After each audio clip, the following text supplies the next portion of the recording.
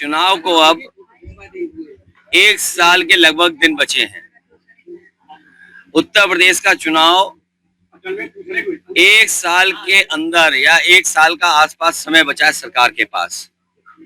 और अब तक अभी हम लोगों ने जो बजट देखे हैं उत्तर प्रदेश सरकार के, 9 बजट देख चुके हैं।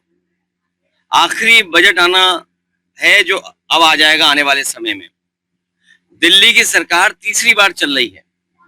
हाल ही में हमें और आपको देखने को मिला कि एक ऐसा कानून जीएसटी जब लागू किया गया था तो ये बात कही गई थी कि व्यापार बढ़ेगा, इस कानून के लागू होने से सरल व्यवस्था लागू होगी जिससे कि व्यापारी और कारोबारी अपना टैक्स दे पाएगा।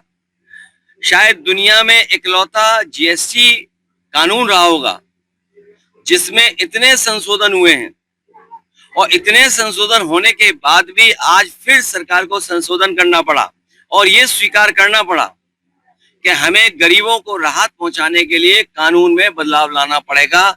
उसका जो स्लैब है वो बदलना पड़ेगा कृषि क्षेत्र में या जरूरत के सामान को लेकर के। तो सवाल ये है कि जीएसटी लागू होने से लेकर के अब तक आखिरकार सरकार ने किसको मुनाफा कमाने दिया? ये कौन लोग थे जो मुनाफा बेवजह कमा रहे थे? और याद रखना, कानून के और स्लैब के कम हो जाने से ये जो मुनाफा कमाने की जो आदत पड़ गई है वो मुनाफा कम नहीं होगा, महंगाई कम नहीं होगी। और दूसरी तरफ जो हमारा कारोबार बंद हो रहा है, अमेरिका ने जरूर टैरिफ लगाया है, हमारे कुछ काम पर कारोबार पर टैरिफ लगा दिया, लेकिन टैरिफ से ये लग रहा है कि भारतीय जनता पार्टी के नेताओं के मुंह पर भी टैरिफ लग गया है। आप उनसे सवाल नहीं पूछ सकते टैरिफ को लेकर के।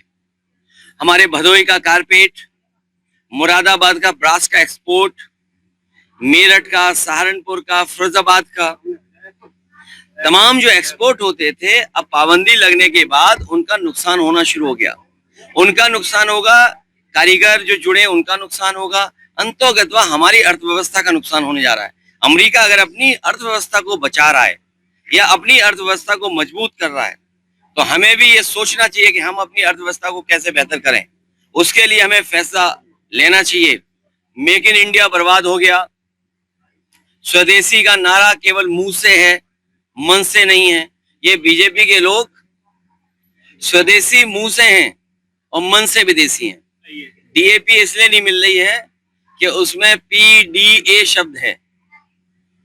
डीएपी पीडीए शब्द है और पीडीए लोग ही बड़े पैमाने पे खेती कर रहे हैं।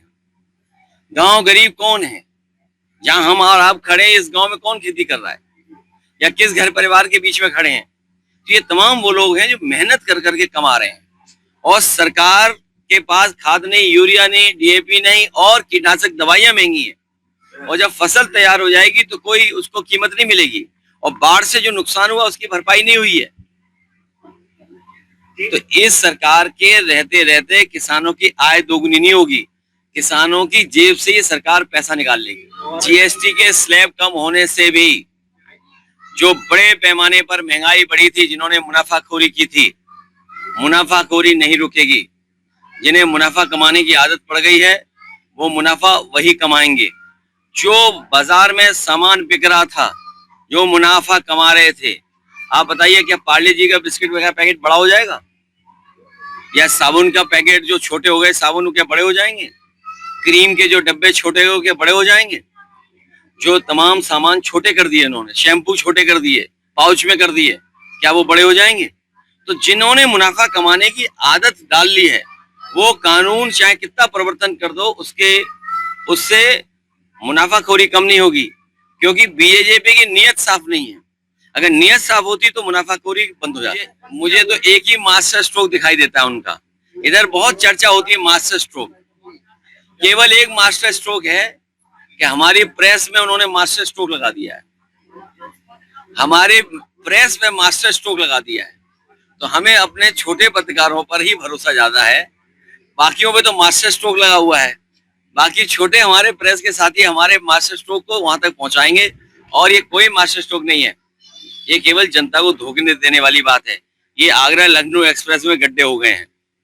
ये अपने जैसा एक्सप्रेस वे बनाना चाहते, कूदते हुए जाओ। बुंदेलखंड में आप कूदते हुए जाते हैं, पूर्वांचल में कूदते हुए जाते हैं। तो ये सरकार चाहती है कि जिस तरीके से उन्होंने एक्सप्रेस बनाया था कूदते हुए जाने के लिए, वैसे ही आपका हो जाए कूदते हुए जाने के लिए। इसलिए जानबूझ करके समाजवादियों का अच्छा काम बर्बाद कर रहे हैं। आप बताओ, जीएसटी हट गई, बिजली आ गई क्या? नहीं आई। महंगी बिजली कम हो गई क्या? तो सोचिए आप। देखिए, हमारे मुख्यमंत्री जी को पता ही नहीं है, 2 की 4 बना लो, 4 की 6 बना लो, 6 की 8 बना लो।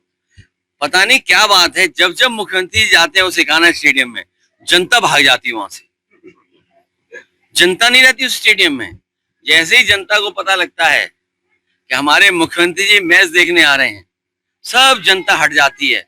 और मैं कहूंगा आपसे, अगर स्टेडियम भरा हुआ हो रहा हो तो उसकी फोटो दिखाओ, और मुख्यमंत्री जाने के बाद खाली रहा हो तो उसकी फोटो दिखाओ। कम से कम आप पर मास्टर स्ट्रोक नहीं लगेगा।